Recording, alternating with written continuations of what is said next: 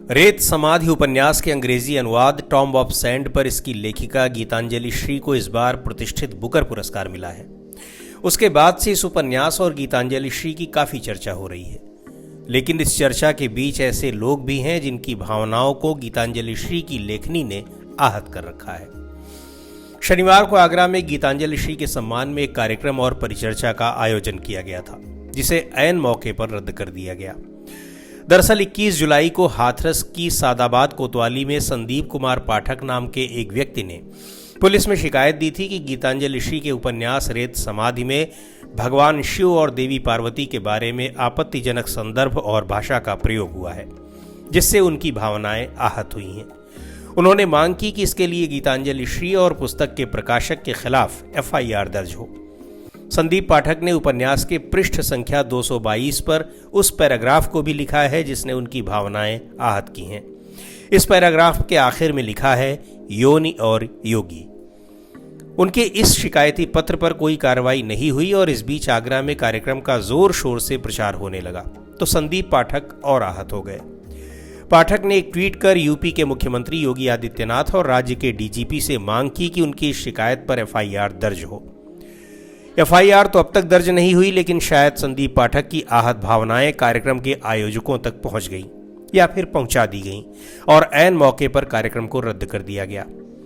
आयोजकों का कहना है कि उन्होंने इसे निरस्त करने का फैसला इसलिए किया क्योंकि कुछ दिन पहले JNU में भी कार्यक्रम को बाधित करने की कोशिश की गई थी, तो उन्हें डर था कि कहीं यहां भी ऐसा ना हो। वहीं गीतांजलि श्री का कहना है कि उनके उपन्यास को जबरदस्ती राजनीतिक विवाद में घसीटा जा रहा है। बकौल गीतांजलि श्री, उपन्यास में लिए गए संदर्भ भारतीय पौराणिक कथाओं का अभिन्न अंग हैं और जिन्हें इन विवरणों पर आपत्ति है उन्हें हिंदू पौराणिक ग्रंथों को अदालत में चुनौती देनी चाहिए। बहरहाल पुलिस का कहना है कि वो किताब पढ़ने के बाद FIR दर्ज करने के बारे में निर्णय लेगी, लेकिन आयोजकों के मुताबिक इस पूरे घटनाक्रम से गीतांजलि श्री इतनी आहत हुई हैं कि वो फिलहाल किसी सार्वजनिक कार्यक्रम में शामिल नहीं होना चाहती।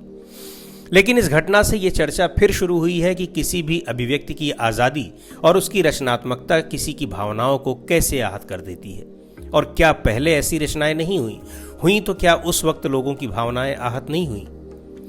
दरअसल गीतांजलि श्री के उपन्यास के जिस अंश पर संदीप पाठक की भावनाएं आहत हुई हैं, शिव पार्वती के उस संदर्भ का श्रृंगारिक वर्णन कहीं ज्यादा खुलकर महाकवि कालिदास के कुमार संभव के 8वें सर्ग में मिलता है। कुमार संभव में कालिदास ने कुमार कार्तिकेय की जन्म की कथा का वर्णन किया है, जिसमें शिव पार्वती विवाह और उनके बीच रति क्रिया का बहुत ही व्यापक और खुलेपन के साथ वर्णन किया गया है। 12वीं शताब्दी के संस्कृत विद्वान जयदेव भी अपनी पुस्तक गीत गोविंद में राधा और कृष्ण का ऐसा ही श्रृंगारिक वर्णन करते हैं, जिन्हें पढ़कर आज के युग में तमाम लोगों की भावनाएं आहत हो सकती थीं। हिंदी में सूरसागर, विद्यापति और बिहारी की रचनाओं में भी यह प्रवृत्ति मिलती है, जिसमें आराध्य देवी देवताओं का संभोग वर्णन मिलता है। राम भक्ति से संबंधित संतों के रसिक संप्रदाय में राम और सीता के संभोग श्रृंगार के बारे में खूब लिखा गया है। इस संप्रदाय में राम के विलासी और रसिक रूप की कल्पना कृष्ण से कई गुना ज्यादा की गई है। इनकी रचनाओं में राम को रसिक शिरोमणि और सीता को सुंदर रसिका के रूप में दिखाया गया है। ऐसा नहीं है कि देवी देवताओं के संबंधों का कामुक वर्णन सिर्फ साहित्य में ही मिलता है, बल्कि भारतीय कला के अन्य रूपों में भी यह दिखाई पड़ता है। प्राचीन भारतीय वास्तुकला में ऐसे बहुत से उदाहरण हैं जो बताते हैं कि प्राचीन समय में सेक्स के बारे में लोगों की सोच कितनी खुली हुई यानी बोल्ड थी। ओडिशा में कोणार्क के सूर्य मंदिर हों या फिर बौद्ध धर्म की प्रधानता वाली अजंता और एलोरा की गुफाएं, तराशी हुई नग्न मूर्तियां ये बताती हैं कि कामुकता पर लोग बात ही नहीं करते थे, बल्कि उसे सार्वजनिक रूप से और कला के विभिन्न रूपों के जरिए अभिव्यक्त भी करते थे। अजंता की मूर्तियां ईसा से करीब 200 साल पहले की हैं और एलोरा की गुफाओं में चित्रकारी की परंपरा तो 5वीं सदी तक जारी रही। 10वीं-11वीं शताब्दी में चंदेल राजाओं द्वारा बनवाए गए खजुराहो के मंदिर तो अपनी अद्भुत कला क्षमता और विजन के लिए दुनिया भर में मशहूर हैं। यूनेस्को ने इन्हें 1986 में विश्व धरोहर घोषित किया था। इन मंदिरों में यौन संबंधों का हर रूप देखने को मिलता है। दीवारों पर यौन क्रियाओं का चित्रण किया गया है। 13वीं सदी में माउंट आबू के पास बने दिलवाड़ा के जैन मंदिर में भी अंतरंग दृश्यों को संगमरमर में उकेरा गया है। वात्स्यायन का कामसूत्र तो तब तक इस विषय पर लिखी गई अकेली पुस्तक थी। लेकिन ऐसा नहीं है कि प्रेम संबंधों या सेक्स संबंधों पर इतने खुलेपन और वैविध्य के बावजूद समाज में हमेशा उसकी स्वीकार्यता रही हो।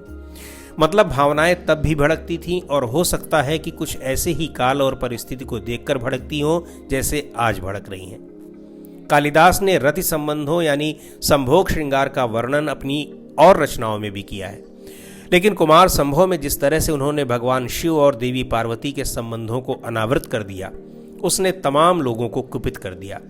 ऐसी कहानियां प्रचलित कर दी गई कि 8वें सर्ग में शिव पार्वती के संभोग का वर्णन करने के कारण कालिदास को कुष्ठ रोग यानी कोढ़ हो गया था और उसके बाद वो लिख नहीं पाए।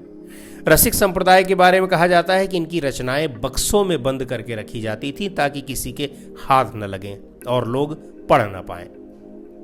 भावनाएं आज भी आहत हो जाती हैं और अब लोग इसकी शिकायत पुलिस में भी कर देते हैं। पुलिस कई बार गिरफ्तार कर लेती है, कई बार जांच करती है और कई बार नजरअंदाज कर देती है।